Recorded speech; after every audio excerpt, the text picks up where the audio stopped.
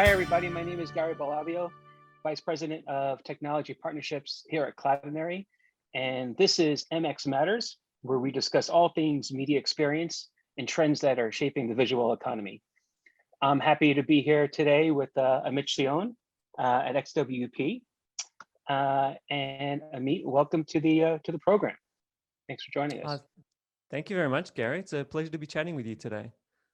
Great. Yeah, we're happy to have you here as well. And today we're going to be learning a little bit more about XWP and its business, and we'll just get right into it. So, Amit, can you first just kick us off and tell us a little bit more about XWP, about your founding, the background, and its services? Yeah, absolutely. So the company was founded 15 years ago here in Melbourne, Australia. And at the time, the founder, Dave Rosen, had this concept of creating websites with really clean code. Because at the time, everyone was creating lots of things with JavaScript and like animated GIFs and all that, and it was a mess. And it grew really popular to the point that he had to grow beyond himself. But what he did that was different was that rather than hiring locally, he went international straight away. So employee number 2 was in Europe, employee number 3 was in North America, and it just kept growing from there. And the idea is that rather than getting someone nearby, you get the best talent, irrespective of location or gender or religion or race or anything like that. You just get the best person that you can for your customers. So now we're, as a whole, like the company of 3 has over 500 staff in 65 different countries. But then about 9 years ago, we were tapped on the shoulder for this project at News Corp. And they broke their last CMS and they wanted to move to WordPress. So they approached us and we put a team together, and it was the biggest migration to WordPress at the time in the Southern Hemisphere. And we felt like this is a really emerging area. So we created this division, specifically XWP. And the focus of it was, we're going to help the publishers get the most advantage of WordPress, and we're going to work with large tech companies to help build the technologies that will power all that together. And that formed XWP, and that's the way that we've continued it all the way along. I think that's how you know you've made it, is when you break your CMS, right? Just like they did. It's crazy. Wow. So that's a great story, and to be founded out of Melbourne as well. That's a great story as well, out of Australia. It's great. It's so nice, like, yeah. Just to have that opportunity to be speaking with so many, like, I'm here in Melbourne, you're in San Francisco. We've got the ability to connect with everyone and work in sync. And especially now that we've got, COVID and lockdown, the pandemic, we're still able to continue that work as we always have been in that remote lifestyle. Mm-hmm. And what a great customer to have, especially as one of your first ones as well. Yes, absolutely, and still ongoing. We're kicking off another project actually later today on web stories, which is really exciting. Wow, how many years ago was that? So that was 9 years ago. 9 years ago. Yeah, amazing. Good track record there with them. Absolutely. Cool. So taking a different approach, and now talking about web development. So I know you and the team, you're very much involved with web development and performance, obviously open source as well, especially as it relates to WordPress. So you're right in the center of a lot of technologies that are just powering the internet and powering a lot of websites on the internet. What are some of the biggest trends that you're seeing, with your interactions with your customers related to web development right now? The trends, that's the really neat thing. As I was saying, because we're working with both the tech companies and the publishers, we're able to come to our publisher customers and tell them what's coming, what's great, and how they can adopt it. Similar to how, we work with Cloudinary, building the plugin for you, like working with Automatic, with Google. We're seeing what are the things that companies should pay attention to that will make a big impact for them. I was mentioning web stories, for example. That's something that we built with Google, and we're seeing that there's really big benefits in taking that on. But I think primarily the most important thing is performance. Like that is, companies are paying a lot more attention to performance. and because it actually has a significant impact. There was this paper that I really like. It was written by Deloitte. It's this white paper called um, Milliseconds Means Millions. And if anyone wants to just ping me, I'll send it to you. What it shows is that across all these different industries, if you just improve the performance of your site by milliseconds, it'll actually have a significant increase in your revenue. And it's for several reasons. One is that people will leave your site if you go on a site and it's not performing well, you'll just drop out. But it's also now with these new changes that Google's coming up on Core Web Vitals, the importance of performance is relevant not only to the user experience, but also to how you're tracking in your search engine. So what we've been doing is reaching out to our customers and saying to them, your performance is here. It's at like a Google page speed insights of like 20. We can get you up to 80, 90, and it'll have a positive impact on your in your experience, your customers' experience, and your bottom line. So that's been a big area that we've seen as an important trend to ride, not just migrations and development, but let's focus on getting that performance as good as we can with the site in the way that you've got it. You don't have to rebuild it, but there's mistakes that we're seeing that people are making and how they're building their sites that we're fixing to get their performance right. Yeah, hopefully you don't have to rebuild it. That would be pretty bad. But it is true, though. I mean, the study that you're mentioning regarding that milliseconds matter. I think there's in general a lot of people think about e-commerce and they think about the correlation between performance to e-commerce revenue. Advertising, clearly there's a correlation there for, to performance and how many ads can be served. But just thinking about the end user experience, and if you're a subscription business, there are a lot of businesses out there that could be affected by this, and it is truly important. And it's especially if you're trying to scale globally, you need to figure out the right way in order to do that, to make sure that the end user experience is consistent no matter where they are in the world, right? That's right. You need to know that your site's going to perform well locally and remotely and everywhere for it to be legitimate. Yeah. So, I mean, to that point related to the end user experience as it relates to performance, what about digital experiences or user experiences trends that you're excited about, that you're seeing your customers take on? Which are the ones that have arisen lately? Maybe ones due to the pandemic or to the lockdown, or for any other reason in that regard. What are you seeing out there? Yeah, look, I find UX just generally fascinating. I love it, and because I think that it makes, like, the right UX makes such a big difference to how a site is run. And there's so many organizations that are moving to the web now in a bigger way than they were before.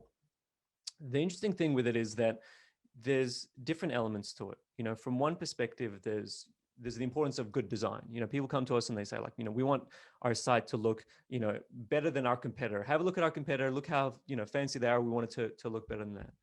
But you can make the most beautiful, looking site, and, it can have like this really nice, engaging animation and all that, and it runs so well. It's important to do that. It's important to make it stand out of the water. So when people come to you and go, wow, that's a wow site, and you create a positive emotional connection with that organization, similar to your Apple site, when you come and it's clean and it's interactive and all that, people like that. So that's the design.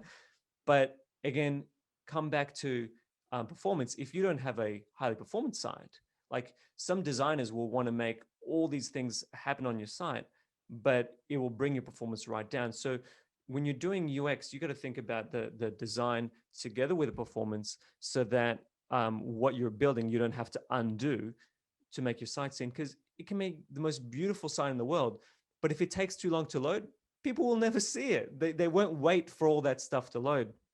And then the third element of it, and this is where UX really fits in, it's got to be intuitive, because it might be beautiful design, it might perform well, but then if you get lost in the site, then, like, what's the point, right? So we have a lot of conversations on UX with our customers as to what is the business objective? Where are you trying to get your user to go? And let's make it as easy as possible for them. because this whole thing that, we're like buying, cars online whilst, at a party on our phone and all that, like everything's going to be done in a way that it's just easy to get to where I want to go to. Show me that buy now button. Show me, like we work with charities. How do you make sure that it's like, I want to go there. I just want to go and I want to make my donation. I don't want to, go all the way through. I don't want to, if I want to purchase something, I want to be able to quickly see it, find it, the thing I'm searching for, and get it. I don't want to have to spend too long on the site unless I choose to. So it's that combination of, really great engaging design, highly performant site, but then like a intuitive UX that guides you to where you want to be.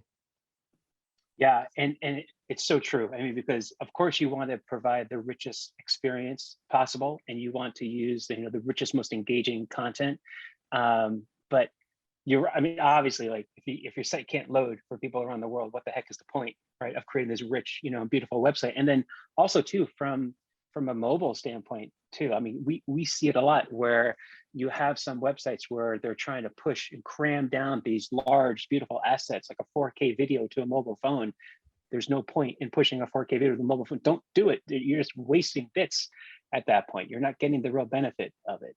And so you do need to you have to keep that in mind for the different situations that you're also encountering as well. It's never going to be seen, right? Like Yeah, you yeah, got to know that people are going to see it on different size devices, and you got to design for the big devices as well, because people want to see it. Not even though most sites, you design mobile first, you're going to make sure that it flows beautifully on a big screen. But that performance and that intuitive UX is very, very important. absolutely.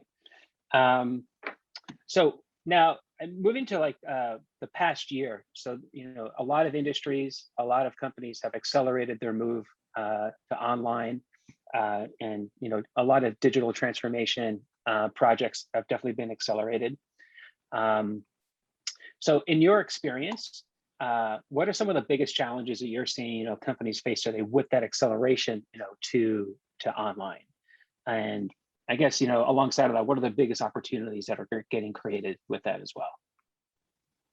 Yeah, no, it's been really interesting. It's just been a massive force of change. This thing of the pandemic that we're needing to have more of an online presence than we had before. One recent example that we had earlier this year is we worked with this very large charity called the Good Friday Appeal for the Royal Children's Hospital, and for many years they had a telethon on TV, and people would watch it on TV and then call up and make the donations as they do with telephones over the world. And then a big thing of their collections was people putting money in tins, like in the shaking tins on the side of the road and all that. Problem is, there's no shaking tins anywhere. No one's carrying coins, like everyone's tapping with their phone and all that.